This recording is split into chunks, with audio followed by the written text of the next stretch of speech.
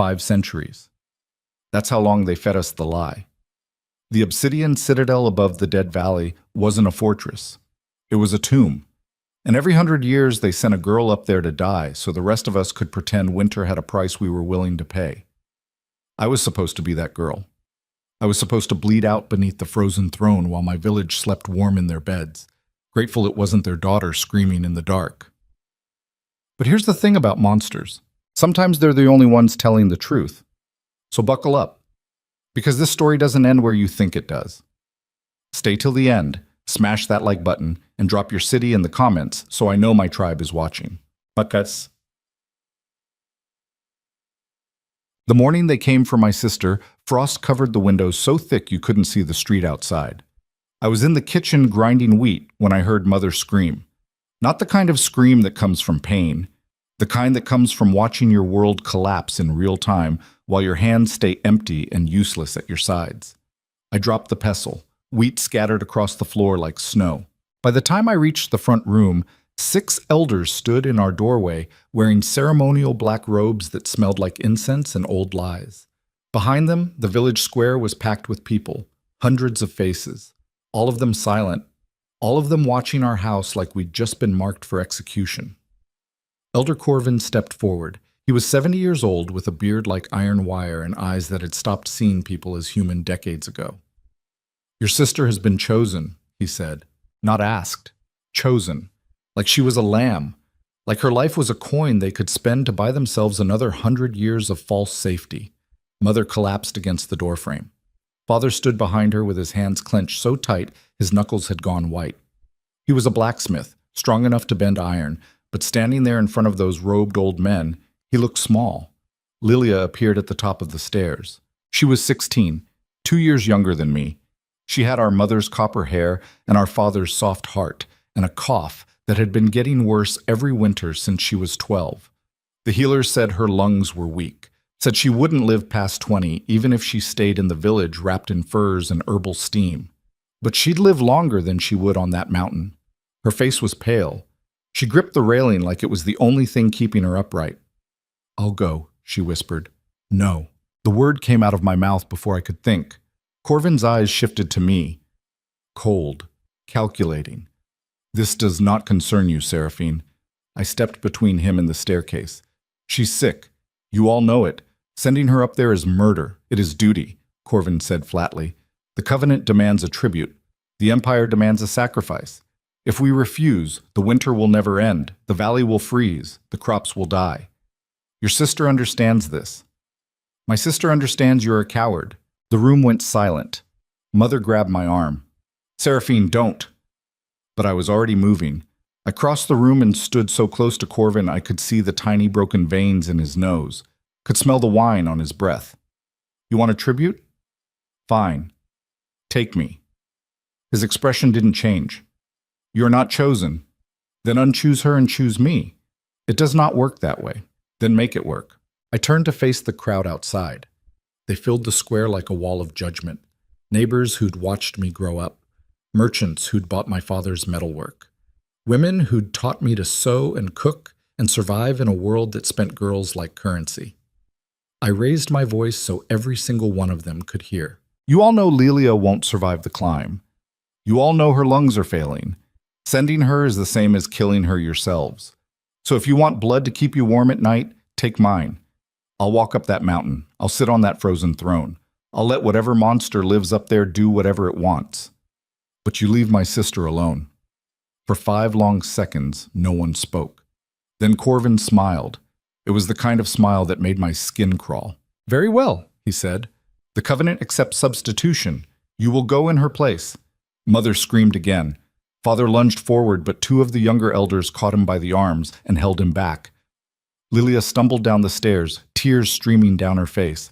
"Sarah, no, no, you can't!" I turned and grabbed her by the shoulders. "Listen to me. You're gonna live. You're going to get better. You're going to marry some boring farmer and have 6 kids and die warm in your bed surrounded by grandchildren. That's your story, not this." She was sobbing so hard she couldn't speak. I pulled her into my arms and held her tight enough to feel her heartbeat against my ribs. She smelled like lavender soap in the cedar chest where Mother kept our winter blankets. I love you, I whispered into her hair. Don't you dare waste this. Then I let her go.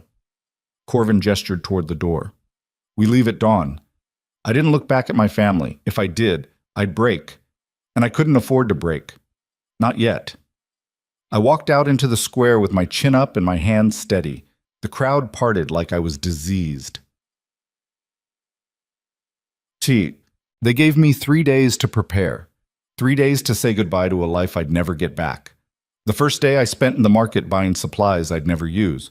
Rope, flint, a knife with a leather grip. The merchants sold them to me at half price with pity in their eyes, like I was already dead. The second day I went to the temple, not to pray. I'd stopped believing in gods the moment I realized they only answered the people who didn't need help. I went because it was quiet, because the stone walls muffled the sound of the village, and I could sit in the dark and pretend I wasn't terrified. An old priestess found me there. She sat beside me on the bench without asking permission. You are brave, she said. I'm not brave, I'm angry. She laughed. It was a dry, bitter sound. Good. Anger will keep you alive longer than faith ever could. I looked at her. She had scars on her hands, old burns that had healed badly. What do you know about the mountain? I asked. She was quiet for a long time. Then she said, I know the Alpha Kings are not what the elders claim. I know the covenant was broken long before your grandmother was born. And I know every girl who has walked up that mountain in the last 500 years has died for nothing. Then why do they keep sending us? Because fear is easier than truth. She stood and placed a small cloth bundle in my lap. Inside was a silver pendant shaped like a flame. When you reach the top, she said, remember that fire does not apologize for burning. Then she left. I never saw her again. Well, the third day I said goodbye. Father gave me his best cloak, heavy wool lined with rabbit fur. He didn't say anything, just wrapped it around my shoulders and held me so tight I thought my ribs would crack. Mother braided my hair the way she used to when I was small. She wove in white winter flowers and tied the end with a red ribbon. She didn't cry. She'd run out of tears 2 days ago. Lilia stayed in her room. I didn't blame her. When the sun set, I climbed the stairs and knocked on her door. Go away, she said. I opened it anyway. She was sitting by the window staring out at the mountain. The obsidian citadel was barely visible through the clouds, just a black smudge against the snow. I sat beside her. For a long time, neither of us spoke. Then she said, I should have fought harder. There was nothing to fight. It was always going to be one of us. It should have been me. No, it really shouldn't have. She turned to look at me. Her eyes were red and swollen. What if you don't come back? Then you make sure I didn't die for nothing. You live, Lilia. You live so loud and so bright that everyone in this village remembers what it cost. She grabbed my hand and held it so tight her nails bit into my skin. I hate them, she whispered. I hate all of them. Good. Hold on to that. Don't let them make you forget. Tuck. Dawn came too fast. The square was full again. The entire village had turned out to watch me leave. Some of them looked guilty. Most of them looked relieved. Corvin stood at the edge of the crowd wearing his black ceremonial robes. It is time. I didn't say goodbye again. I'd already said everything that mattered. I walked. The path up the mountain was steep and narrow, carved into the rock centuries ago by hands that were probably dead before my great-grandmother was born. The first hour was easy. My legs were strong, my lungs were clear. The second hour, the wind picked up. By the third hour, I couldn't feel my fingers. The cold wasn't normal. It wasn't the kind of cold that came from winter. It was deeper, older. The kind of cold that made your bones ache and your teeth chatter and your thoughts slow down until all you could think about was stopping. Just for a moment, just long enough to rest. But I knew if I stopped, I wouldn't start again. So I kept walking. The sun set. The stars came out. And still, I climbed. Somewhere around midnight, I reached the gates. They were massive, 30 feet tall, made from black iron and covered in runes I didn't recognize. The kind of runes that looked like they'd been carved by something that didn't have human hands. I stood there staring up at them, waiting for something to happen. Nothing did. So I pushed. The gates swung open without a sound. Inside was a courtyard. It was bigger than the entire village square. The ground was smooth black stone. No snow, No ice. Just empty space and silence so thick it felt like walking underwater. At the far end of the courtyard was a staircase. It led up to a throne. And sitting on that throne was a man. No, not a man. Something that used to be a man. He was massive, 7 feet tall at least, shoulders broad enough to carry the weight of an empire. He wore black armor that looked like it had been forged from midnight itself. No helmet. His face was bare. And it was beautiful. Sharp cheekbones. A jaw like it had been carved from stone. Black hair that fell past his shoulders. Eyes the color of a winter storm. But his skin. God, his skin. It was gray, not pale. Gray, like granite. Like he was turning into stone from the inside out. He didn't move. Didn't speak. Just watched me with those storm cloud eyes like he was trying to decide whether I was real or another hallucination sent to torment him. I forced myself to take a step forward, then another. My voice came out steadier than I expected. I'm the tribute. His expression didn't change. I know.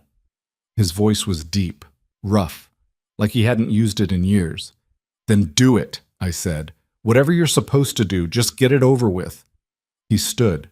The movement was slow, deliberate, like every muscle in his body was fighting him. When he reached the bottom of the stairs, he stopped 3 feet away from me.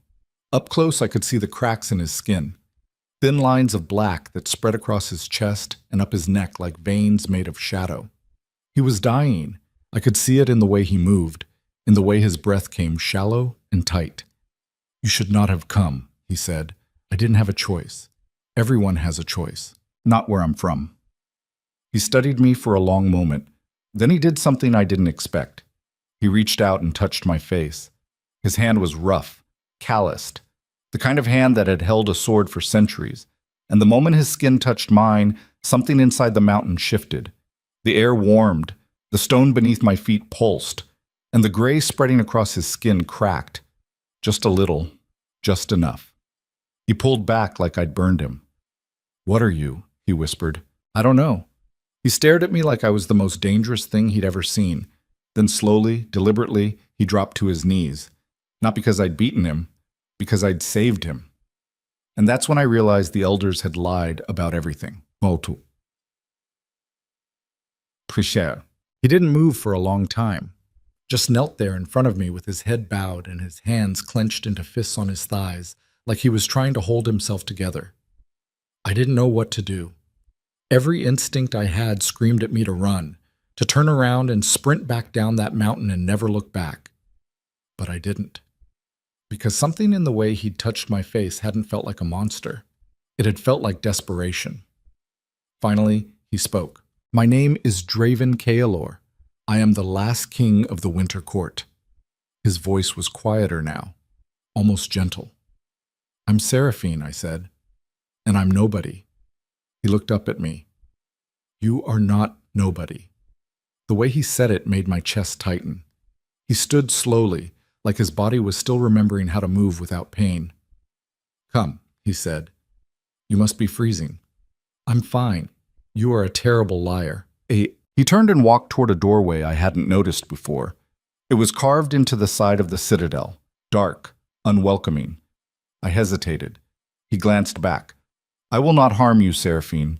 You have my word. And for some reason I couldn't explain, I believed him. I followed. Inside, the citadel was nothing like I expected. I'd imagined blood-stained walls and torture chambers and bones piled in corners. Instead, I found beauty. The corridors were carved from black stone shot through with veins of silver. Torches burned in sconces along the walls, but the flames were wrong. Blue-white instead of orange. Cold fire that gave off light but no heat. We walked in silence. My footsteps echoed. His didn't. After what felt like miles, he stopped in front of a heavy wooden door. This will be your room, he said. He pushed it open. Inside was a bed. A real bed. Not a pallet on the floor or a pile of furs. A massive four-poster draped in dark blue velvet. There was a fireplace already burning with normal fire. A table set with bread and cheese and dried fruit. A pitcher of water. Clean clothes folded on a chair. I don't understand, I said. He stepped inside and crossed to the fireplace. He stood there with his back to me, staring into the flames. The elders told you I feed on sacrifices, didn't they? Yes. They lied. Then what happens to the girls they send? He turned to face me. They die, he said bluntly. Not because I kill them, because the mountain does, the cold, the climb, the fear. Most of them are dead before they reach the gates. The ones who survive long enough to meet me usually collapse within hours. Weak lungs, frozen blood, shattered minds. He paused. I bury them in the valley below. All of them. Every single girl your people have sent to die for the last 5 centuries. The room tilted. I grabbed the back of the chair to steady myself. Why? I whispered. Why do they keep sending us if it doesn't do anything? Because they are afraid, and fear makes people cruel. He crossed the room and stopped in front of me. You are the first to survive the climb in 300 years. The first to walk through those gates and stay standing. The first to touch me and not scream. I didn't know what to say. He reached out slowly, like he was afraid I'd bolt. His fingers brushed my wrist. And again that warmth flooded through me. That pulse of something alive and molten and impossibly old. He sucked in a sharp breath. You are healing me, he said. I do not know how, but every moment you are near, the curse weakens. What curse? He pulled back his sleeve. His entire forearm was stone. Solid gray granite covered in those same black veins. 500 years ago, my people made a covenant with the magic that holds this mountain together. We bound ourselves to it, became its guardians. In exchange, it gave us strength, immortality, power. He let the sleeve fall. But 60 years ago, something broke, the bond fractured, and the magic turned on us. It is consuming us from the inside out, turning us to stone, killing us slowly while the valley freezes and the empire crumbles. Us? He nodded. There are 3 of us. 3 kings bound to this citadel. Myself, Kale, and Lucien. Where are they? Hunting, he said. There are things in the deep mountains that have been trying to breach the wards for decades. They take turns keeping them back. He moved to the table and poured water into a cup. You should eat, rest. Tomorrow you will meet them. And tomorrow we will determine what you are. I'm just a girl. He looked at me with those storm cloud eyes. No, Seraphine, you are the first hope we have had in half a century, and that makes you the most dangerous thing in this citadel. He left before I could respond. The door closed behind him with a soft click. I stood there alone in that firelit room with my heart pounding and my thoughts spinning. And for the first time since I'd volunteered to die, I wondered if maybe I'd just walked into something far worse than death. I'd walked into the center of a war I didn't understand. And somehow, I was the weapon. I didn't sleep. How could I? Every time I closed my eyes, I saw that gray stone spreading across Draven's skin like a disease. Saw the way he'd looked at me like I was salvation and damnation wrapped in the same fragile package. I sat by the fire until the flames burned down to embers, then built it back up again. The wood was stacked beside the hearth, dry, old. It burned hot and fast and smelled like cedar. Outside the window, snow fell in sheets so thick I couldn't see the courtyard below. Somewhere in this citadel were 2 more kings, 2 more dying immortals who'd spent centuries guarding a mountain that was killing them from the inside out. And somehow, I was supposed to fix it. I didn't even know what I was. When the sky started turning gray with pre-dawn light, I gave up, pretending I'd rest. I washed my face in the basin by the window. The water was ice cold. It shocked the exhaustion out of my system long enough for me to think clearly. I needed answers. I needed to understand what was happening to me, why touching Draven had felt like setting something on fire inside my chest, why the mountain had pulsed beneath my feet like a heartbeat. I dressed in the clothes he'd left, dark wool pants, a tunic that was too big in the shoulders, boots lined with fur that actually fit. Then I opened the door and stepped into the corridor. Empty. Silent except for the wind howling outside the walls. I picked a direction and started walking. The citadel was a maze, endless hallways that twisted and turned and doubled back on themselves. Some of them opened into massive chambers with vaulted ceilings and floors made of polished obsidian. Others narrowed into passages barely wide enough for one person. I passed rooms filled with weapons, swords and axes and spears mounted on the walls like trophies. I passed libraries with shelves that reached 3 stories high. I passed what looked like a throne room with a chair carved from a single piece of black stone. And I passed statues, dozens of them. They lined the corridors like monuments, men and women frozen mid-step. Some of them were reaching forward like they'd been trying to escape. Others were on their knees with their hands clasped like they'd been begging. All of them had the same expression: terror. I stopped in front of one, a woman. She was tall, beautiful. Her stone face was contorted in a scream that had been cut off mid-breath. These were the people who died here, not tributes. Rulers, warriors, the ones who'd made the covenant and paid the price when it shattered. My stomach turned. I kept walking. Eventually I found stairs leading down. I followed them into what looked like a training yard. It was massive, easily 100 feet across. The floor was covered in sand. Weapons racks lined the walls. Targets hung from chains in the corners. And in the center of it all, 2 men were trying to kill each other. No, not trying. They were holding back. Barely. The first man was built like a siege engine.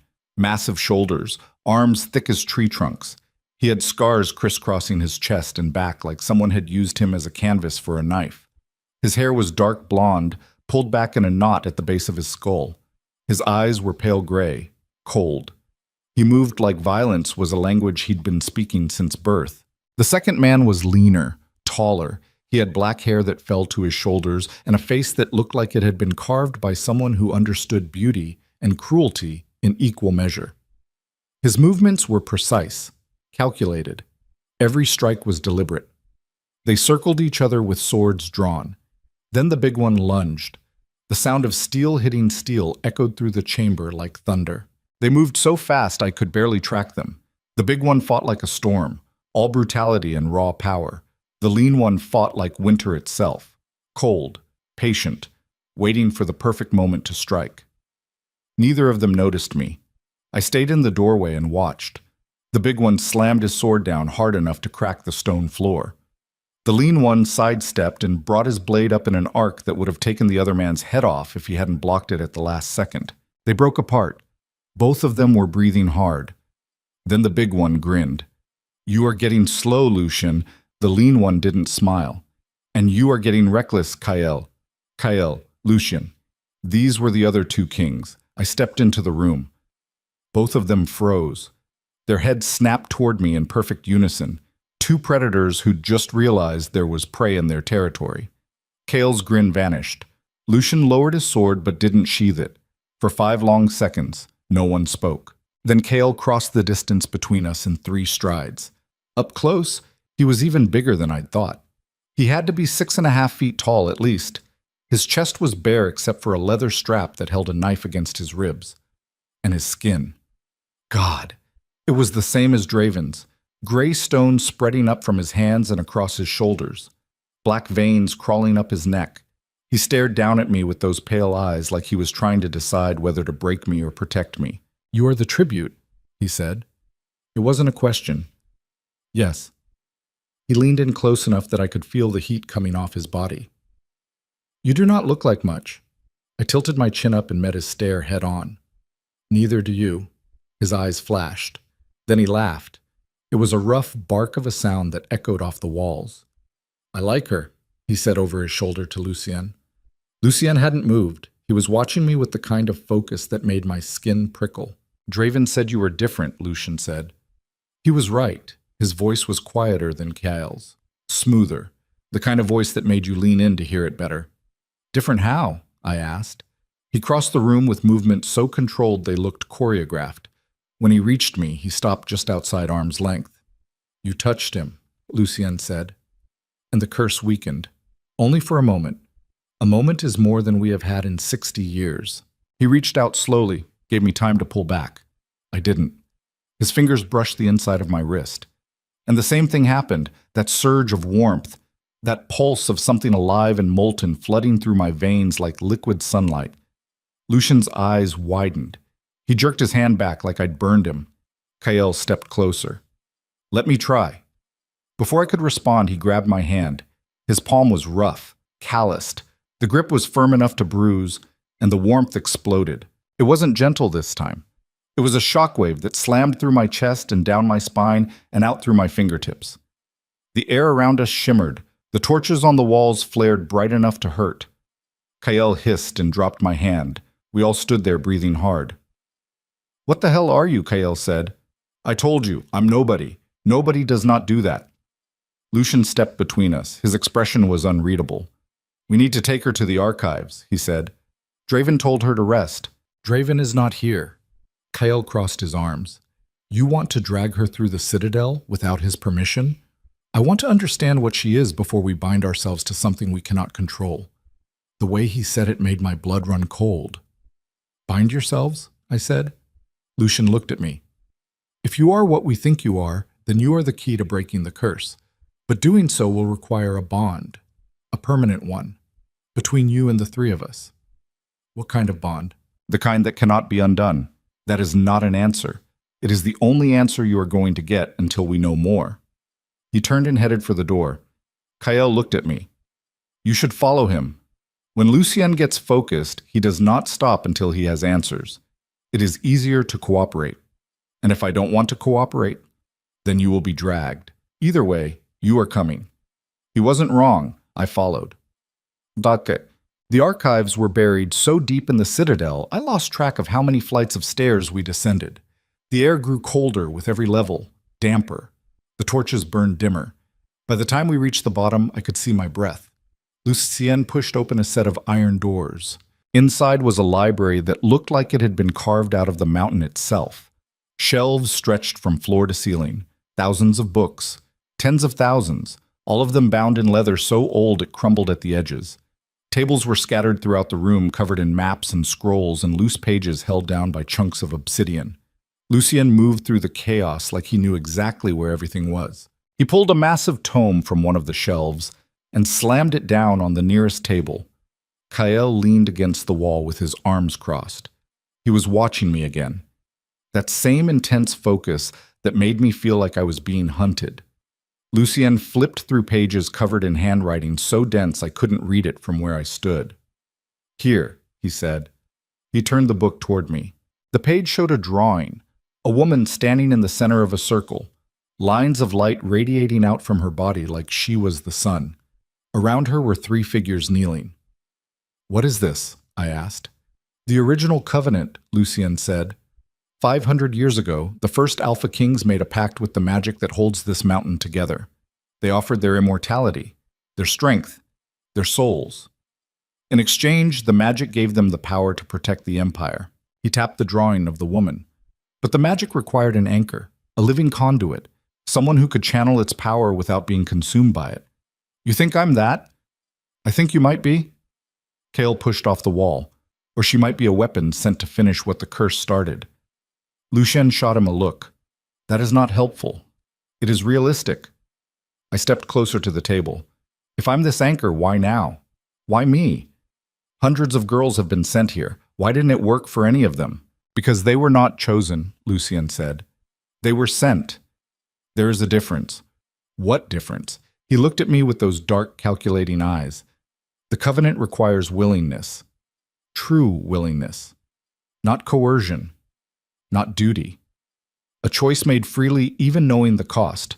I came here to save my sister, and that choice was yours. No one forced your hand. You volunteered, because they would have killed her. But they did not kill you. You walked through those gates alive. You touched Draven and did not scream. You're standing here now asking questions instead of running. That is will, Seraphine. That is the difference." Kael moved to stand beside Lucien. "If we complete the bond, what happens to her?" he asked. "She becomes one of us," Lucien said. "Immortal, bound to the Citadel, bound to the three of us. Forever." The word hung in the air like a blade. I swallowed hard. "And if I refuse, then we die. The curse consumes us. The mountain collapses, the valley freezes, and everyone you know starves beneath endless winter. So it is not really a choice."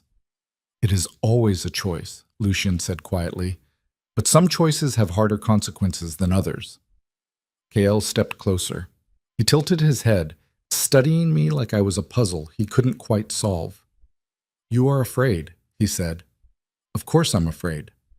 Good. Fear means you understand what you are walking into. Do you? I shot back. His expression shifted. For a moment, the brutal mask slipped and I saw something underneath. Exhaustion.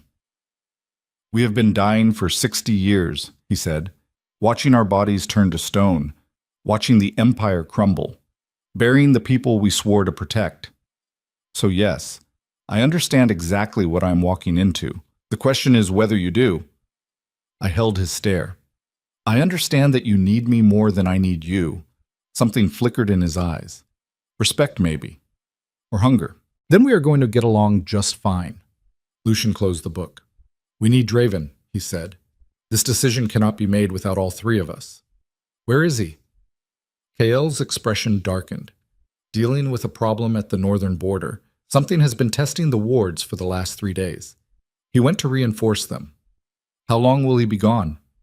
As long as it takes. Lucian glanced at me. You should eat, rest. When Draven returns, we will discuss what comes next. I don't want to rest. I want answers. You have answers. You just do not like them. He wasn't wrong. Kael gestured toward the door. Come. I will show you something. Lucian frowned. Kael. Relax. I'm not going to break her. That is not what I'm worried about. Kael grinned. Then you worry too much. He started walking. I followed because staying alone with Lucian felt more dangerous than whatever Kael had planned. We climbed back up through the citadel. Kael moved fast. I had to jog to keep up. Where are we going? I asked. You will see. We passed through corridors I hadn't explored yet. Rooms filled with armor and shields, chambers with ceilings painted in faded gold, halls lined with windows that looked out over the valley below. Finally, Kael stopped in front of a door carved with runes. He pushed it open. Inside was a garden. I stopped in the doorway and stared. It shouldn't have been possible. We were inside a mountain. There was no sunlight, no soil. But the room was full of life. Trees grew from stone, their branches heavy with silver leaves. Flowers bloomed in impossible colors. Blue, violet, gold.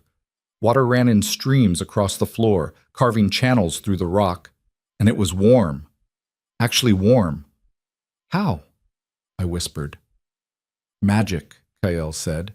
The old kind. The kind that remembers what the world was like before the curse. He walked into the garden and sat on a bench carved from white stone.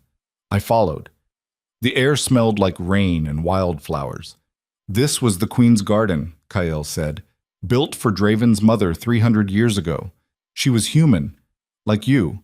She could not survive the cold, so they made this for her. What happened to her? She died, Kael said bluntly. Childbirth. The baby did not survive either. I didn't know what to say. Kael leaned back and stared up at the ceiling where vines twisted in patterns that looked almost deliberate.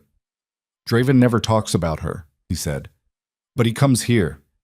When he thinks Lucian and I are not watching, he sits in this garden and he remembers what it felt like to be loved by someone who chose him. Why are you telling me this? Because you need to understand what you are walking into. Draven will never force you to stay. Neither will Lucien. Neither will I. But if you leave, we die. And if we die, this dies too. All of it. Every piece of beauty left in this cursed place will turn to stone and rot. He looked at me. So yes, we need you. But you need to decide if that is enough. I sat beside him on the bench. What do you need? I asked. He was quiet for a long time. Then he said, I need to stop watching my brothers die. I need to sleep without dreaming of stone filling my lungs. I need to believe that 500 years of fighting was not for nothing. He reached out and took my hand. This time, I didn't pull away. The warmth spread through me again, slower, steadier. Kael closed his eyes. That, he said quietly. I need that. We sat there in the garden while the water ran and the silver leaves whispered overhead. And I realized something that terrified me. I wanted to stay, not because I had to, because for the first time in my life I felt like I mattered, like I was more than just a sacrifice waiting to happen. That Draven returned 3 days later. I was in the library when I felt it, a shift in the air. a pressure that made my ears pop. Lucian looked up from the book he was reading. He is back. We found Draven in the courtyard. He was covered in blood. Not his. The stone curse made sure of that. But someone had bled. A lot. Kyle was already there, checking him over with the efficiency of someone who'd done this 1,000 times. Broken? Kyle asked. No. Draven's voice was rough, exhausted. His eyes found mine across the courtyard. Seraphine. The way he said my name made my chest tighten. He crossed the distance between us. Up close, I could see how much worse the curse had gotten. The gray stone had spread up his neck. One side of his jaw was solid granite. You should not be here, he said. Where else would I be? Safe. Far from this place. I'm not leaving.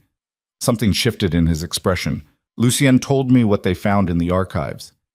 And I will not bind you to this unless you understand what it means. Then tell me. He reached out and cupped my face in his hands. It means you will never age, never die, never be free. You will be tied to this mountain and to us for the rest of eternity.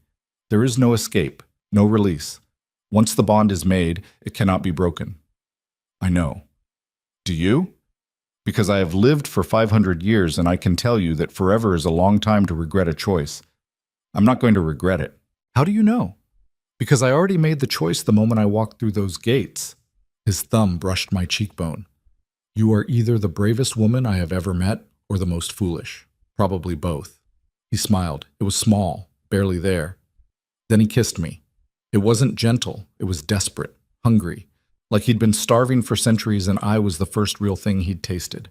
I kissed him back. And the mountain roared to life. The ground shook. The air shimmered. Light exploded from where our bodies touched, flooding the courtyard in gold. Draven pulled back, breathing hard. The stone on his jaw had cracked. Behind him, Kael and Lucien stared. It is her, Kael said. Lucien nodded slowly.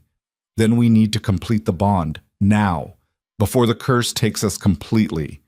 Draven looked at me. Are you certain? No, but I'm doing it anyway. He took my hand. Then let us end this.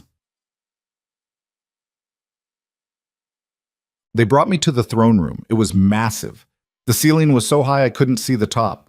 The walls were carved with scenes of battles and coronations and rituals I didn't recognize. In the center of the room was a circle carved into the floor. Runes covered every inch of it. Draven led me to the center. Kael and Lucien took positions on either side. This will hurt, Lucien said. How much? More than you can imagine. Wonderful. Draven placed his hand over my heart. Kael took my left hand, Lucien took my right. Then Draven started speaking. The words weren't English, weren't any language I recognized. They were old, older than the mountain, older than the empire. The runes on the floor started glowing. Heat flooded through me, not warmth. Fire. I screamed. The bond tore through me like lightning. I felt Draven's pain, Kael's rage, Lucien's despair.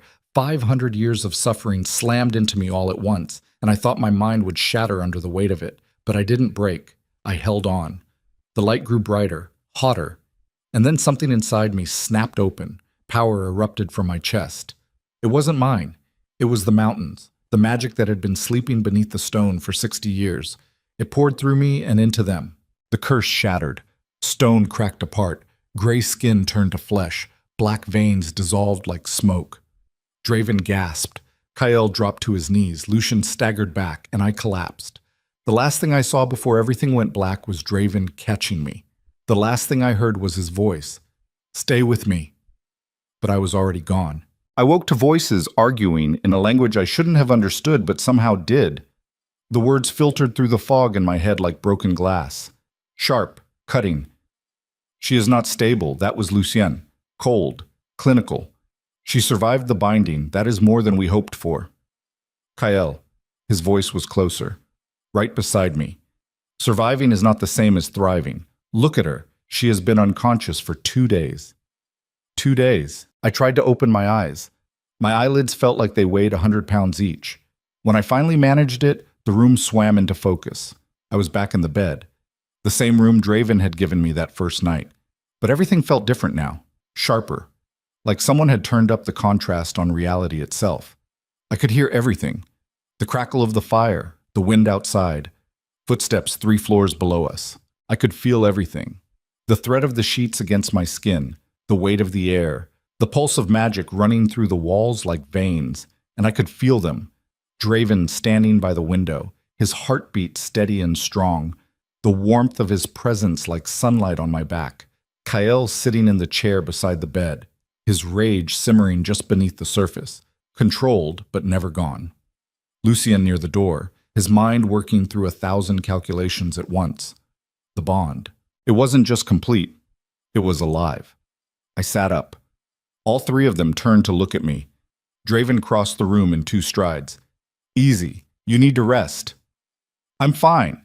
You collapsed. You have been unconscious for 48 hours. You are not fine. I feel fine. It was true. I felt better than fine. I felt strong. Awake.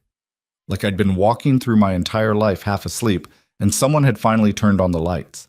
Kael leaned forward in his chair. What do you remember? The ritual. The pain. Then nothing. Lucien moved closer. The bond stabilized 3 hours after you lost consciousness. The curse is broken.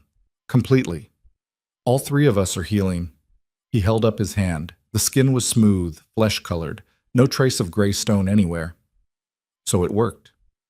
It worked, Draven said, but there are consequences. Like what? Like you are no longer entirely human. I looked down at my hands. They looked the same, felt the same. What am I then? Lucien pulled a small mirror from his pocket and handed it to me. See for yourself. I held it up. My reflection stared back. Same face, same copper hair, same green eyes, except my eyes weren't just green anymore. There were flecks of gold in them now, tiny pinpricks of light that shifted when I moved. And when I focused, I could see the magic. Threads of it running through the air like spider webs, connecting everything. The walls, the fire, the 3 men standing around me. I lowered the mirror. What did you do to me? We did nothing, Lucien said. The bond awakened what was already inside you. You were always capable of this. The ritual just unlocked it. Capable of what? Channeling the mountain's magic. Controlling it. Becoming its living anchor. He paused. You are immortal now. Like us. You will not age, will not sicken, will not die unless someone kills you. The words should have terrified me. They didn't, because somewhere deep in my chest, beneath the fear and the confusion, I felt something else. Power. Real power. The kind that didn't come from being born into the right family or learning the right skills. The kind that rewrote the rules. And I liked it. That realization should have scared me more than anything else. It didn't.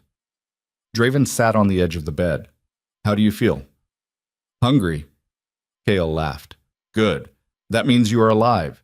He stood and headed for the door. I will get food. After he left, Lucien lingered by the window. There is something else you need to know, he said. His tone made my stomach tighten. What? The bond goes both ways. You can feel us, our emotions, our pain, but we can feel you too. I looked at Draven. He nodded. Everything, he said quietly. Your fear, your anger, your desire. There are no secrets between us anymore. Ever? Ever. The weight of that settled over me like a chain. So if I want to leave, we will know. And if I lie, we will know. And if I hate you, we will feel it. I swallowed hard. That is not a bond. That is a cage. Lucien turned from the window. It is survival. For all of us. The magic requires balance, transparency. If any one of us pulls away, the bond weakens. If it weakens, the curse returns. So I am trapped. You are bound, Lucien corrected. There is a difference. Not to me. Draven reached out and took my hand. I know this is not what you imagined. I know it feels like we took your freedom. But you are alive. We are alive. The Empire is healing. That has to count for something. Does it? I pulled my hand away.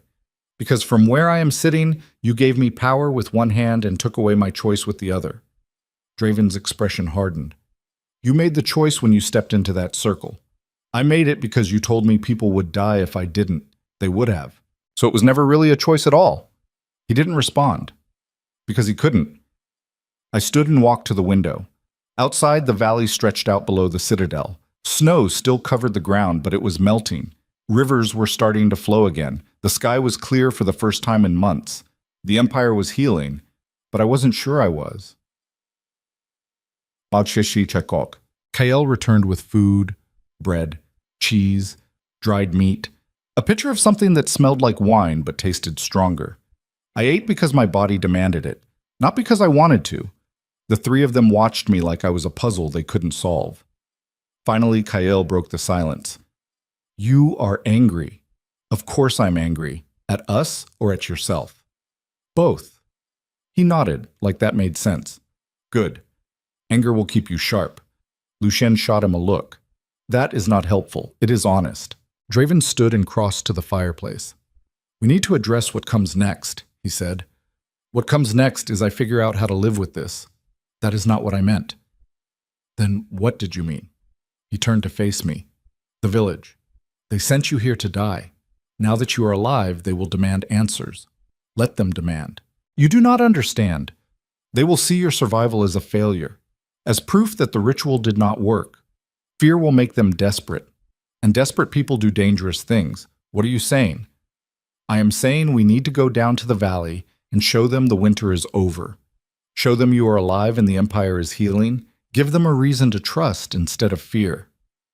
The thought of facing those people again made my skin crawl. The same elders who'd sent me here to die. The same neighbors who'd stood silent while I walked to my execution. I don't owe them anything, perhaps not, but they owe you, and it is time they paid. We descended the mountain 3 days later. I wore a cloak lined with white fur. Draven walked beside me. Kael and Lucien flanked us like sentries. The path down was easier than the climb up had been, clearer. The snow had melted in patches, revealing stone beneath. By the time we reached the valley, the sun was high overhead.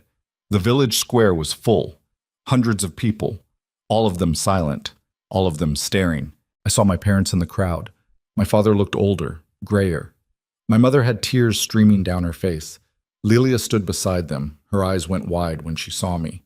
Corvin stepped forward. He wore the same black robes, the same cold expression.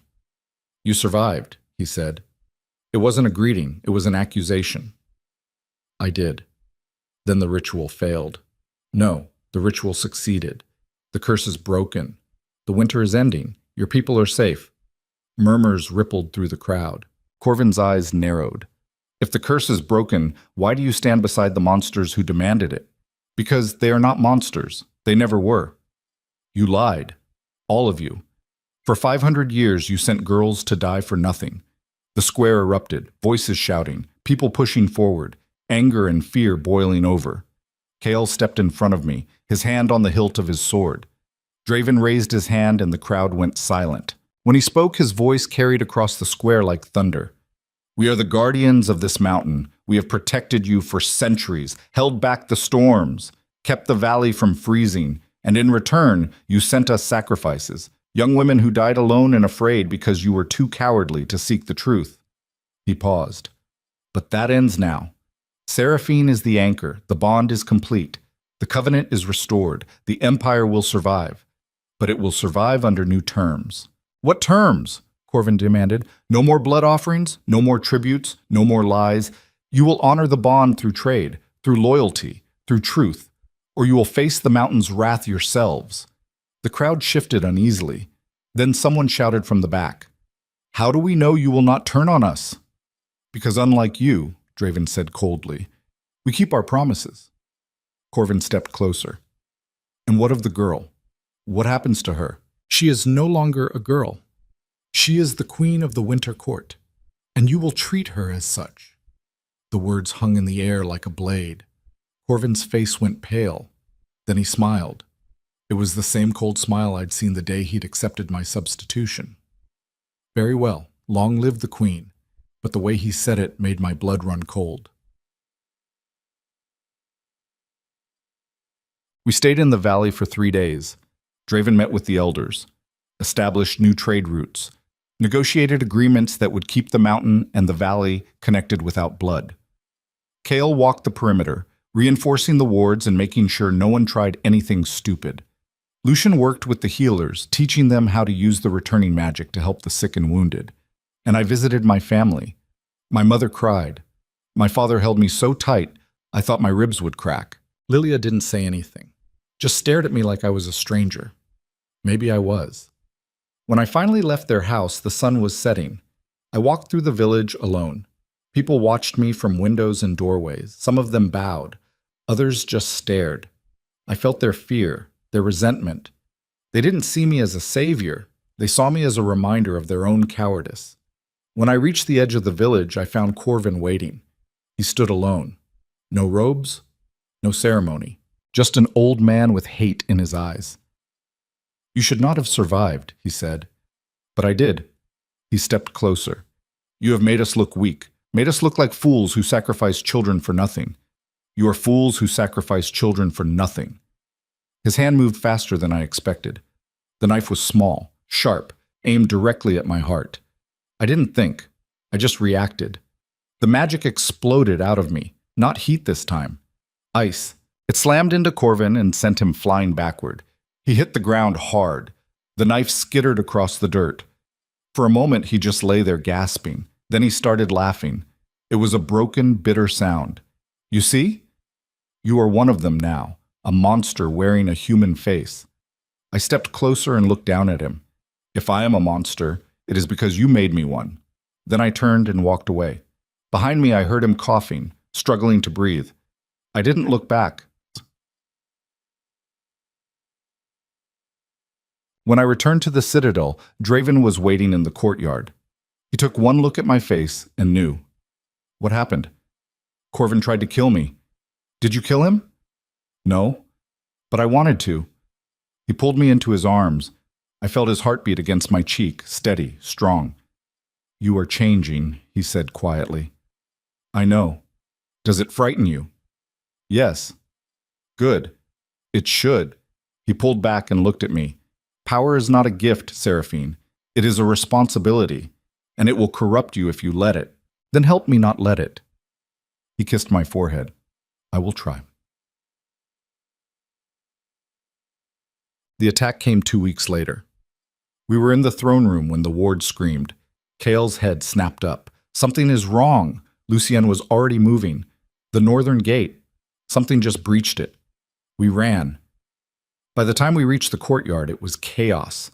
Iron Reavers, dozens of them, wearing black armor and carrying weapons designed to kill immortals. They poured through the gates like a flood. Kael roared and charged. Lucian summoned lightning. Draven drew his sword and became death itself. I stood frozen. Not from fear, from realization. The elders had done this. They'd hired these mercenaries, sent them here to finish what Corvin couldn't, to kill me, to kill us all. One of the Reavers broke through the line and came straight for me. I raised my hand. Ice exploded from my palm and caught him mid-stride. He froze solid, then shattered. Another came. I burned him alive. Another. I crushed him with stone. The magic wasn't just responding to me anymore. It was obeying me. And it felt good. Too good. I moved through the courtyard like a storm.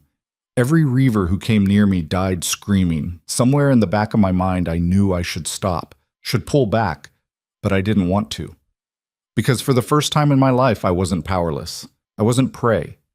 I was the predator. And it was intoxicating. Then I saw Draven. He was surrounded.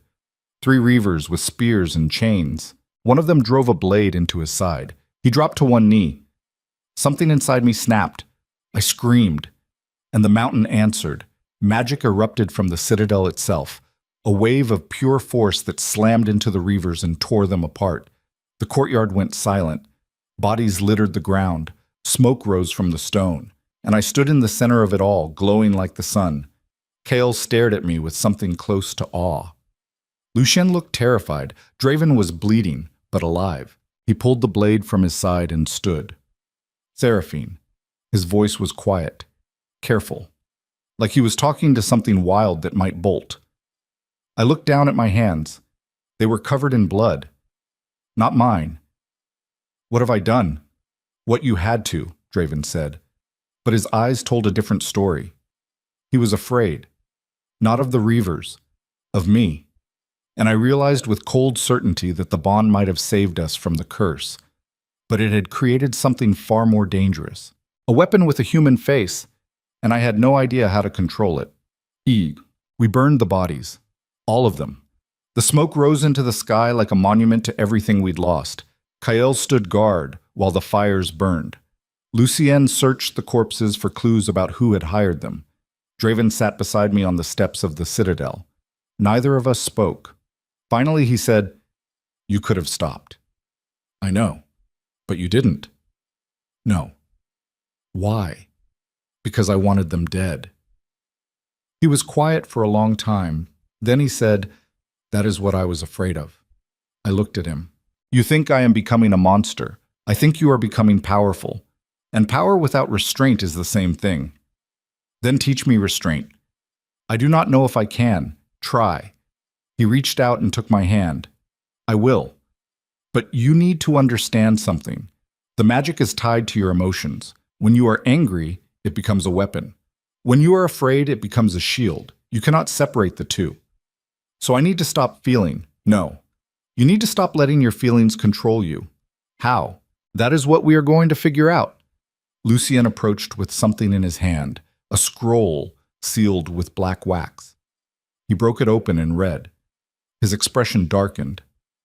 "What is it?" I asked. "A message. From the village elders." He handed it to Draven. Draven read it, then crumpled it in his fist. "What does it say?" I pressed. "It says they are coming, all of them, with an army, to take back what they believe is theirs. They are coming for me." "No," Draven said.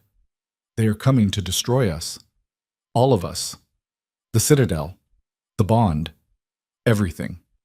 "When?" 3 days. Kael turned from the fires. "Then we prepare for war." Draven looked at me. "Or you leave. Now. Before this gets worse." I stood. "I am not leaving." "Seraphine." "I am not leaving. This is my home now, my people, my empire. And if they want to take it, they will have to kill me." The three of them stared at me. Then Lucian smiled. It was cold, sharp. "Then we make them regret ever setting foot on this mountain." And for the first time since the bond completed, I felt the four of us move as one. Not out of duty, out of something darker, something that tasted like vengeance. 3 days wasn't enough time to prepare for war. But it was all we had. Kael spent the first day reinforcing the outer wards. Lucien pulled every defensive spell from the archives and carved new runes into the courtyard stone. Draven stood on the highest tower watching the valley below like a king waiting for the executioner. And I trained, not with swords or shields or anything normal people used to fight. I trained with the mountain itself. Lucien took me to the deepest chamber beneath the citadel, a place so old the walls still remembered what the world looked like before humans learned to speak.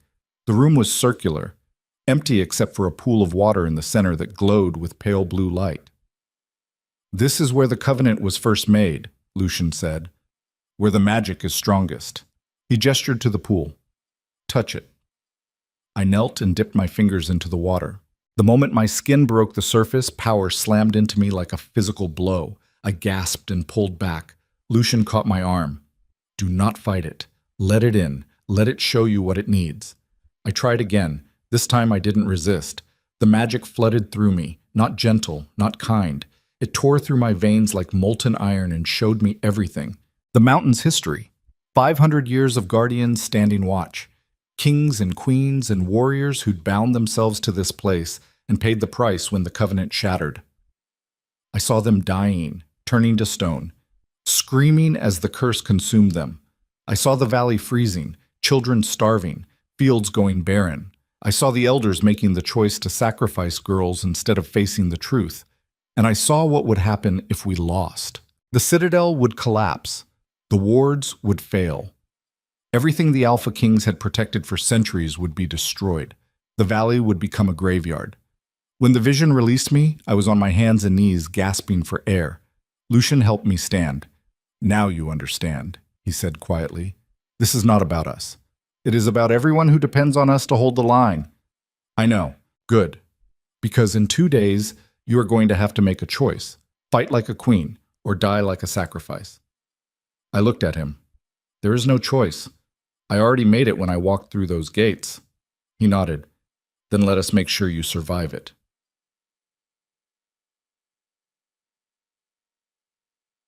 The second day, Kael taught me how to kill. Not with magic, with strategy. We stood in the training yard. He had a map spread across the table showing the approach to the citadel. They will come from the south, he said, through the main pass. It is the only route wide enough for an army. How many? His jaw tightened. 500, maybe more, against 4 of us. 4 of us who cannot die easily, who have magic, who know this mountain better than anyone alive. He tapped the map. We funnel them here, into the narrow passage, force them to come at us in waves instead of all at once.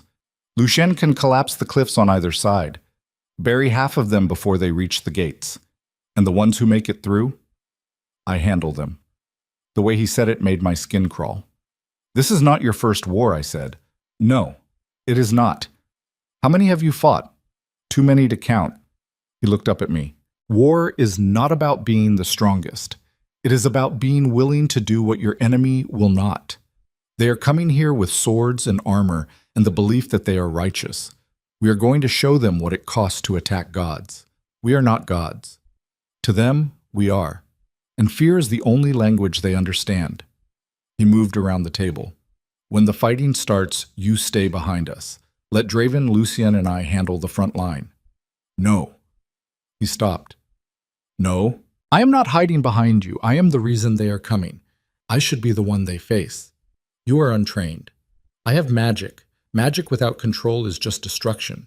You will get yourself killed. Then teach me control. There is no time. Then I will learn while I fight. His eyes narrowed.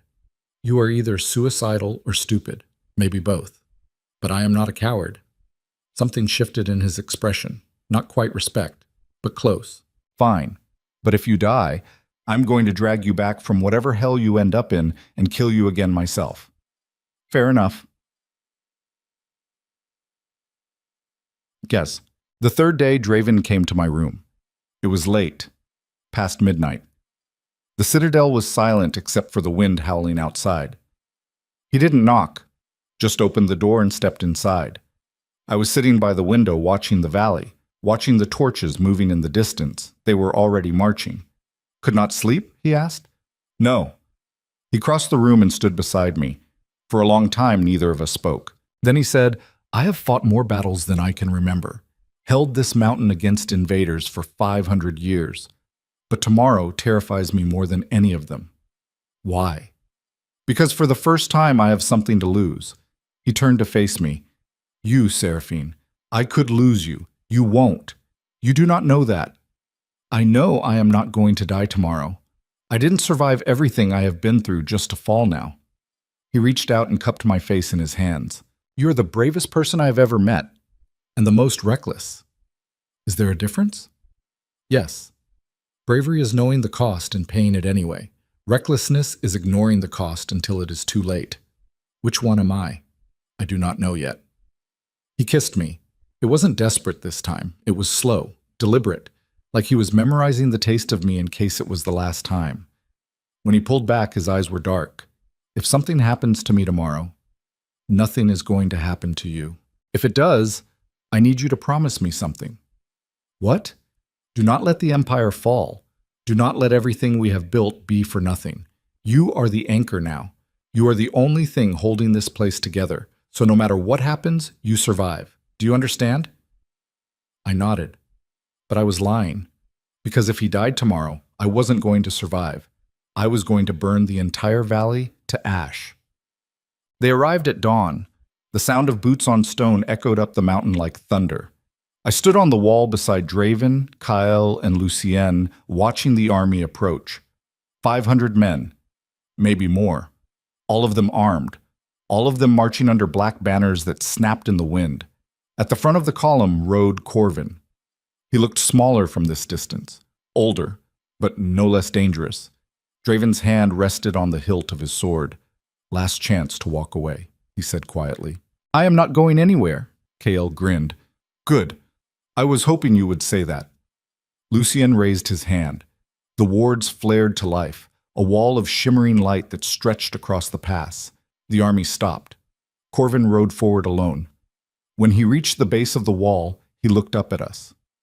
Draven Kaelor, king of nothing, ruler of a dying mountain, his voice carried across the distance. We have come to reclaim what is ours. Draven stepped to the edge of the wall. You have no claim here. We have every claim. You stole our sacrifice, broke the covenant. The girl belongs to us. The girl is standing right here, and she does not belong to anyone. Corvin's eyes found me. Seraphine Vale. You were sent here to die, to save your people. Instead, you betrayed us. Became one of them. I leaned over the wall. I didn't betray anyone. You did.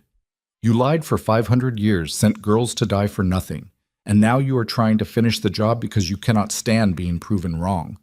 The crowd behind Corvin murmured. He raised his hand and they went silent. Then let us settle this, he said. Send the girl down. Let her face judgment, and we will leave the mountain in peace. Draven's laugh was cold. You think we are fools? The moment she steps outside these walls, you will kill her, and then you will try to kill us. Corvin smiled. Perhaps. But at least we are honest about it. He turned to the army behind him. Take the citadel. Kill anyone who resists. Bring me the girl alive. The army roared, and then they charged. Lucien's hand slammed down on the stone. The wards exploded. A wave of force slammed into the front line and sent bodies flying. Men screamed, armor shattered, but they kept coming. Kael vaulted over the wall and hit the ground running. He moved through the soldiers like a storm. His sword was a blur. Every strike killed. Every step forward left bodies in his wake. Lucian summoned lightning. It tore through the ranks in jagged arcs. Men convulsed and fell. The smell of burning flesh filled the air. Draven turned to me. Stay behind the wall. Do not. I jumped. The drop was 30 feet. I should have broken both legs. Instead, I landed in a crouch, and the stone beneath my feet cracked. Magic flooded through me. I stood and faced the charging army. Seraphine, Draven roared from above. But I wasn't listening. I raised my hands, and the mountain answered. Stone erupted from the ground in massive spikes. They tore through armor and flesh like it was paper. Men screamed and died impaled on rock. I didn't stop. I moved forward. Fire exploded from my palms. Ice froze soldiers mid-step. The earth opened beneath their feet and swallowed them whole. I wasn't fighting like a human anymore. I was fighting like the mountain itself. And it was terrifying. Not because I couldn't control it, because I could. Every death, every scream, every broken body. I felt all of it, and I didn't care. Draven landed beside me. His sword was already bloody. Pull back, he said. No, you are losing yourself. I don't care. I do. He grabbed my arm. The moment he touched me, the bond flared. I felt his fear, his desperation, his love, and it broke through the rage. I gasped and pulled back. Around us, the battlefield was chaos. Bodies everywhere, blood soaking into the stone, smoke rising from the fires. Kael was still fighting, unstoppable, brutal. Lucien stood on the wall, raining magic down on anyone who got close, and the army kept coming. We can't hold them, I said. We don't have to hold them. We just have to break them. Draven pointed to the cliffs on either side of the pass. Lucien is going to bring them down. When he does, run. Get back to the citadel. Do not stop. Do not look back. What about you? I will be right behind you, liar. He smiled. Then it was the way he always looked at me, like I was the only thing in the world worth saving. Now, he said. Lucian's voice echoed across the battlefield. Move. The cliffs exploded. Tons of rock and ice came crashing down. The sound was deafening. The ground shook so hard I lost my footing. Draven caught me. Run. We ran. Behind us, the avalanche buried half the army. Screams cut off mid-breath. Dust and debris filled the air. We made it to the gates. Kael was already there, blood-covered, breathing hard. Lucian appeared a moment later. "How many?" Draven asked. "Dead? Maybe 200. And the rest?" "Regrouping. But they will come again. Then we end this now." Draven turned to me. "Can you collapse the mountain?" "What?" "The magic. Can you use it to bring down the entire pass? Seal the citadel off completely?" "I don't know." "Try. If I do that, we will be trapped too. We are already trapped. At least this way they cannot reach us. And if it doesn't work, then we die fighting. Together." He took my hand. "I trust you." Those 3 words hit harder than anything else. I closed my eyes and reached for the magic. It was there, waiting, hungry. I pulled. The mountain groaned, stone cracked. The ground trembled. I pulled harder, and the world exploded. Rock fell like rain. The pass collapsed. The citadel shook so violently I thought it would come apart. Draven's arms wrapped around me. We hit the ground together. For a moment, everything was dust and noise and chaos. Then silence. I opened my eyes. The pass was gone. Buried under 1,000,000 tons of rock, the army was on the other side. We were safe. For now. Draven helped me stand. "You did it." I looked at the destruction, at the bodies half buried in rubble, at the blood staining the courtyard. "Did I?" He didn't answer. Because we both knew the truth. I'd saved us. But I'd also proven Corvin right. I wasn't human anymore. I was something else. Something dangerous. And there was no going back. Kael appeared beside us. "They are retreating. For how long? A day. Maybe 2. Then they will find another way up." "There is no other way," Lucian said. Kael's expression was grim. "Then they will make one." Draven looked at the 3 of us. "We need to decide. Do we wait for them to come back, or do we take the fight to them?" "What are you suggesting?" Lucien asked. "I am suggesting we end this permanently. You want to march down there and slaughter an entire village? I want to make sure they never threaten us again." The silence that followed was suffocating. Then I said, "No." All 3 of them turned to look at me. "We are not murderers. We are guardians. If we kill them all, we are no better than the monsters they think we are." "Then what do you suggest?" Kael asked. "I suggest we give them a choice. Surrender, accept the new covenant, or leave the valley and never come back. And if they refuse, then we let the mountain decide." Draven stared at me. "You would risk everything on mercy?" "I would risk everything on being right." For a long moment, no one spoke. Then Draven nodded. "Very well. We offer terms, but if they refuse, we show no mercy. Agreed?" "Agreed." Lucien stepped forward. "I will draft the message." Kael looked at me. "You realize they are going to refuse?" "Probably." "And then we kill them all, if we have to." He grinned. "I knew I liked you." The message went out at nightfall. Lucien used magic to carry it down the mountain, a glowing orb of light that descended into the valley like a falling star. Inside was a single piece of parchment.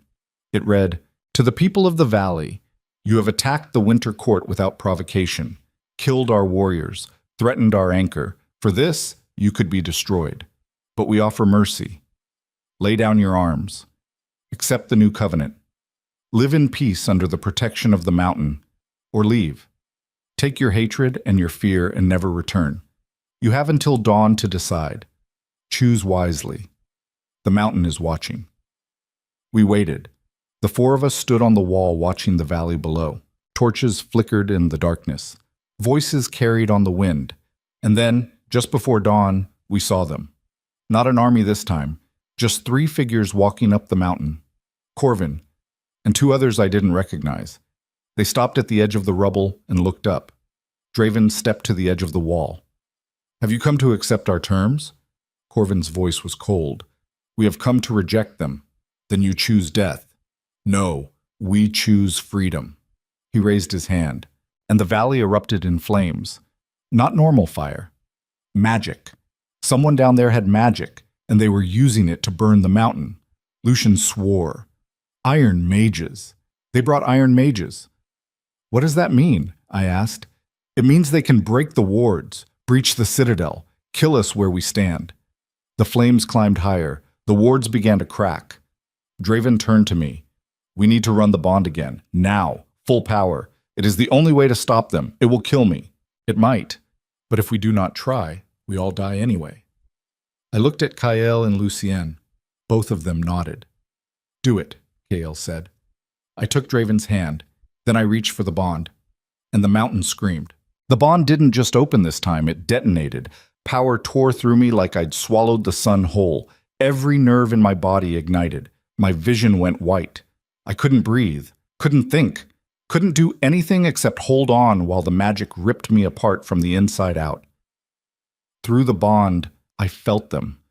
Draven's ancient strength pouring into me like molten iron, Kael's brutal fury sharpening every edge, Lucien's cold precision weaving it all together into something that could cut through reality itself. And beneath it all, the mountain. Not just the stone and ice and endless corridors, the living soul of the Empire. 500 years of guardians who'd stood watch, who'd sacrificed everything, who'd held the line when the world tried to break them. It recognized me, not as a stranger, as the missing piece. The magic flooded through my veins and out through my hands. Golden light exploded from my body and slammed into the flames climbing the citadel walls. The fire didn't just go out, it evaporated. I could feel the iron mages in the valley below. 3 of them. Their magic was strong, brutal, designed to kill things that shouldn't die. But they weren't prepared for this. I reached through the bond and grabbed their power by the throat. Then I crushed it. The backlash hit them like a physical blow. I felt them scream, felt their magic shatter, felt them collapse in the dirt, clutching their heads while blood ran from their eyes and noses. I should have stopped there, should have pulled back, but I didn't. Because Corvin was still standing, still watching, still believing he could win. I opened my eyes. The courtyard was glowing, every stone, every wall. The entire citadel pulsed with light so bright it hurt to look at. I let go of Draven's hand and walked to the edge of the wall. The valley spread out below me. The village. The fields. The people who'd sent me here to die. They were all watching now. I raised my voice and it carried across the distance like thunder. You wanted a monster. You created one. For 500 years you sent girls to die on this mountain. You lied about the covenant. You killed your own daughters to feed your fear. And when one of them survived, you tried to finish the job yourselves. The light around me grew brighter. So here is your monster. I raised my hands. The ground beneath the valley trembled. Cracks spread through the earth like spiderwebs. Buildings shook. People screamed and ran. I could end them. Right now. Bring the entire valley down. Bury every last one of them beneath the weight of their own cowardice. It would be easy. Justified even. They tried to kill me. Tried to destroy everything we'd built. Why should I show mercy? Seraphine. Draven's voice cut through the rage. He was standing behind me, close enough to touch, but not touching. You have proven your point. They know what you are, what we are. Now you need to decide who you are. I didn't turn around. They deserve to die. Perhaps. But killing them will not change what they did. It will only make you the thing they feared. I don't care. Yes, you do. His hand settled on my shoulder. The bond hummed between us. Steady, grounding. You are not a weapon, Seraphine. You are a queen. Queens do not slaughter their people. They rule them. I lowered my hands. The trembling stopped. The light began to fade, and I realized something that burned worse than the magic. He was right. Power didn't mean anything if I used it like Corvin had, like the elders had, like every coward who'd ever sent someone else to die in their place. Real power was choosing not to destroy when destruction was easy. Real strength was standing in front of people who hated you and offering them a chance to be better, even when they didn't deserve it. I turned to face Draven. His expression was unreadable, but his eyes told me everything: pride, relief, love. He'd been afraid I'd cross that line, afraid I'd become the monster everyone believed I was. And I'd almost proven him right. I looked past him to where Kael and Lucien stood watching. Both of them were covered in blood and ash and exhaustion, but they were alive. We were all alive. What do we do now? I asked. Draven walked to the edge of the wall and looked down at the valley. Now we give them one last chance. He raised his voice. People of the valley, hear me. We have broken your army, shattered your mages. We could destroy you completely, but we will not, because we are not the monsters you believe us to be. We are guardians. We have protected this empire for 500 years, and we will continue to protect it. But the old ways are over. No more sacrifices, no more blood offerings, no more lies. You will honor the covenant through truth, through trade, through mutual respect, or you will leave. Those are your only choices. Decide now. Silence. For a long moment, no one moved. Then someone in the crowd threw down their weapon. Then another. Then another. Within minutes, the entire valley was kneeling. All of them, except Corvin. He stood alone in the center of the square, his face twisted with rage and shame. You think this is mercy? He shouted. You think they kneel because they respect you? They kneel because they are afraid. Fear is not loyalty. It is slavery. Draven's voice was cold. Then you are free to leave. Corvin laughed. It was a broken, bitter sound. Leave? And go where? This valley is all I have ever known, all any of us have known. You have taken everything from us, our pride, our traditions, our purpose. We have taken nothing. You gave it away the moment you chose fear over truth. Corvin looked up at me. His eyes were full of hate. I should have killed you when I had the chance. You tried. You failed. Now you live with it. He spat on the ground. Then he turned and walked away. The crowd parted for him. No one followed. Barrett. We descended into the valley 3 hours later. The sun was setting. The sky was streaked with red and gold. The people had gathered in the square again, but this time they weren't armed. They were waiting. Draven walked beside me. Kael and Lucian flanked us like sentries. When we reached the center of the square, Draven stopped. The new covenant begins now. No more blood. No more fear. You will send trade goods to the citadel. Food, supplies, tools. In exchange, we will protect you. Hold back the storms. Keep the mountains stable. Guard the borders. One of the elders stepped forward. Not Corvin. Someone younger. And the girl? What becomes of her? Draven looked at me. Then he stepped aside. The square went silent. I took a breath and faced them. My name is Seraphine Vale. I was sent here to die. But I didn't. I survived. I became the anchor. The bond is complete. The curse is broken. I am immortal now, bound to this mountain and to the 3 kings who guard it. I will never return to the life I had, never be the girl you remember. But I'm still one of you. I was born in this valley, raised by your neighbors, taught by your elders. I know your struggles, your fears, your hopes, and I will use everything I have become to make sure you survive. I paused. But make no mistake, if you ever threaten us again, if you ever send another army, another mage, another assassin, I will not show mercy. I will bring this entire valley down and salt the earth so nothing ever grows here again. Do you understand? The crowd murmured. Then the young elder nodded. We understand. Good. Then we are done here. I turned to leave. Seraphine. I stopped. Lelia pushed through the crowd. She looked thinner, paler, but alive. When she reached me, she didn't say anything, just threw her arms around me and held on. I held her back. You came back, she whispered. I told you I would. I thought you were dead. I almost was. She pulled back and looked at me, really looked. Her eyes widened.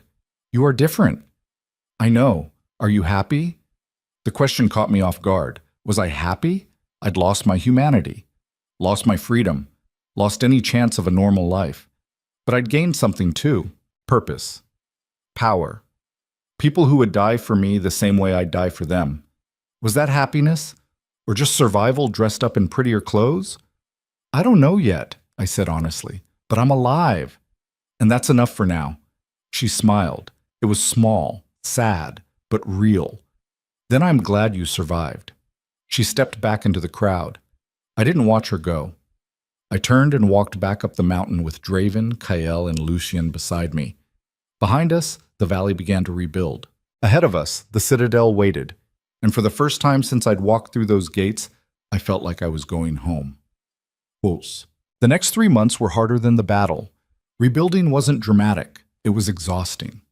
We reinforced the wards, cleared the rubble, repaired the damage to the outer walls. Trade routes opened between the valley and the citadel. Merchants brought food and supplies. We sent back protection and stability. Slowly, trust began to replace fear. It wasn't perfect. There were still people in the valley who hated us, who believed we were monsters playing at being saviors. But they kept their hatred quiet, and we kept our promises. I spent my days learning to control the magic. Lucien taught me theory. Kyle taught me combat. Draven taught me restraint. The bond grew stronger, deeper. I could feel them now, even when they were miles away. Could sense their moods, their pain, their thoughts. It should have been invasive. Instead, it felt like belonging. At night, I walked the citadel alone. I visited the garden Kyle had shown me, sat beneath the silver trees and listened to the water. I explored the libraries, read the histories of the guardians who'd come before me. I stood on the highest tower and watched the stars, and I tried to figure out who I was now that I wasn't the girl who'd volunteered to die. One night, Draven found me there. He didn't say anything, just stood beside me looking out over the valley. Finally, he said, "Do you regret it?" "Regret what?" "This. The bond. Becoming what you are." I thought about it, sometimes, when I remember what it felt like to be normal, to have a future that wasn't written in stone and magic and immortality. But I also remember what it felt like to be powerless, to watch my sister die because I couldn't stop it, to stand in that square knowing I was going to be sacrificed and there was nothing I could do. I looked at him.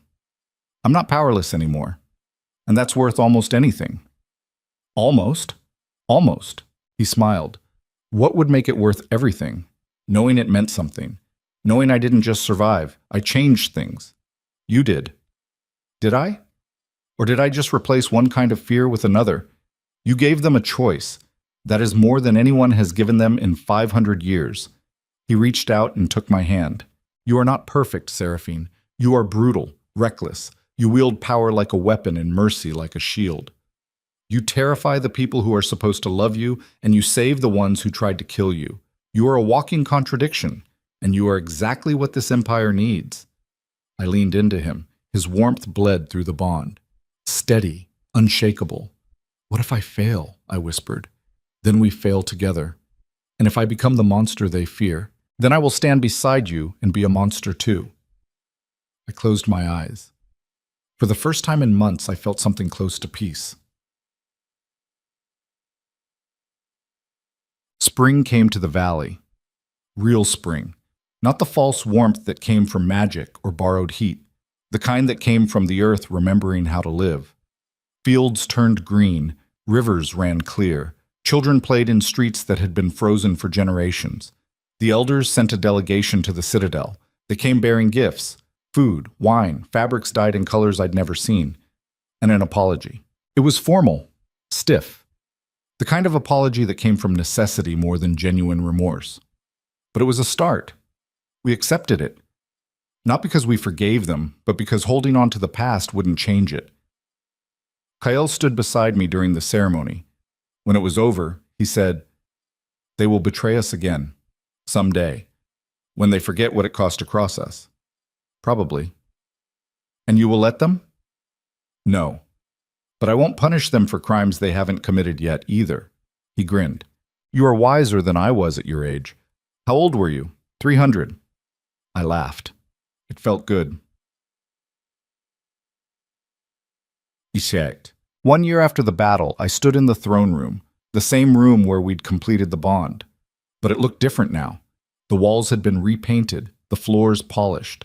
The throne itself had been carved with new symbols, not of war or conquest, of protection, growth, balance. Draven stood beside the throne, Kyle to his left, Lucien to his right, and in front of them, I knelt. Not because I was lesser, because this was the moment I stopped being a girl who'd survived a sacrifice and became a queen who'd earned her crown. Draven's voice echoed through the chamber. Seraphine Vale. You came to this mountain as tribute, as sacrifice, as payment for sins you did not commit. You survived when hundreds before you did not. You faced death and chose life. You faced power and chose restraint. You faced an empire crumbling beneath the weight of its own lies, and you rebuilt it on truth. He placed his hand on my shoulder.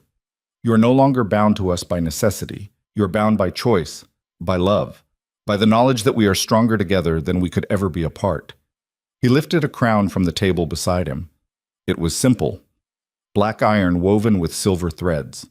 No jewels, no gold, just the kind of crown someone wore when they'd earned it through blood and fire and refusing to break. He placed it on my head. Rise, Seraphine Vale, Queen of the Winter Court, Anchor of the Mountain, Guardian of the Empire. I stood. The bond flared between us. Golden light filled the chamber, and for the first time in my life, I felt complete. Not because I had power, but because I'd learned what to do with it. That night, I returned to the garden. The silver trees were in full bloom. The air smelled like rain and wildflowers. I sat on the bench where Kael had first told me about Draven's mother, the woman who'd been human, who'd loved a king and died for it. I wondered if she'd felt the same way I did, trapped and free at the same time, powerful and fragile, human and something more. Draven found me there. He sat beside me without asking permission. For a long time, we didn't speak. Then he said, I have lived for 500 years, fought wars, ruled empires, watched the world change in ways I could never have imagined, but I've never been more afraid than I am right now. Why? Because I finally have something I cannot afford to lose. He looked at me. You, Seraphine, you are the only thing in this world that could break me. Then don't lose me. I do not plan to. He kissed me. It was slow, deliberate, the kind of kiss that tasted like promises and forever. When he pulled back, his eyes were dark. I love you, he said. I have loved you since the moment you touched me and the curse began to crack. I will love you until the mountain crumbles and the stars go cold. The words should have terrified me. Instead, they felt like coming home. I love you too, and I meant it, not because I had to, not because the bond demanded it, but because somewhere between volunteering to die and learning to live, I'd found something worth fighting for. Not power, not survival. Love. The kind that didn't ask for permission, the kind that burned everything else away and left only truth. 5 years later, I stood on the wall watching the valley below. The fields were green, the rivers ran clear, the village had grown, new houses, new families, new life. The empire was thriving, and I was still here, still learning, still fighting, still trying to figure out how to be a queen instead of a girl playing dress-up in borrowed armor. Kael joined me on the wall. You are thinking too loud, he said. I laughed. Can't help it. What are you thinking about? Whether any of this was worth it. He was quiet for a moment. Then he said, 5 years ago, I was dying, turning to stone, watching my brothers suffer while the empire crumbled. I had given up, not openly, but in the quiet moments when no one was watching. He looked at me. Then you walked through those gates, and everything changed. So yes, it was worth it. Even the battle, the blood, the fear, especially that, because it proved we could survive it, that we were stronger than the hate, stronger than the fear. He grinned. And because watching you tear through that army was the most terrifying and beautiful thing I have ever seen, I shoved him. You are impossible. I know. Lucien appeared on my other side. Are we reminiscing? Always, Kael said. Lucien looked out over the valley. We have received word from the Northern Territories. They want to join the Empire, pledge loyalty to the Winter Court. How many? 3 cities. Maybe 15,000 people. And they know the terms? They do. No blood, no sacrifices. Just protection in exchange for loyalty. He paused. They call you the Flame Queen, the woman who burned winter and brought spring. I don't like that name. You do not have to. It is not for you. It is for them. A symbol. A story they can tell their children about the queen who refused to die. Is that what I am? A story? No, Draven said from behind us. I turned. He stood in the doorway, tall, strong, every inch the king who'd knelt before me when I'd first touched his face. You are the future, he said, the proof that this empire can evolve, that we do not have to rule through fear, that mercy is not weakness. He crossed the distance and took my hand. You are everything we needed, and nothing we expected. And I would not change a single moment. I looked at the three of them, the kings who'd saved me, who'd given me power and purpose and a reason to keep fighting, the men who'd become my family, my empire, my home. Then let's make sure it lasts, I said. And together we turned back to watch the valley bloom beneath the spring sun. The curse was broken. The empire survived. And for the first time in 500 years, the mountain no longer belonged to winter. It belonged to us.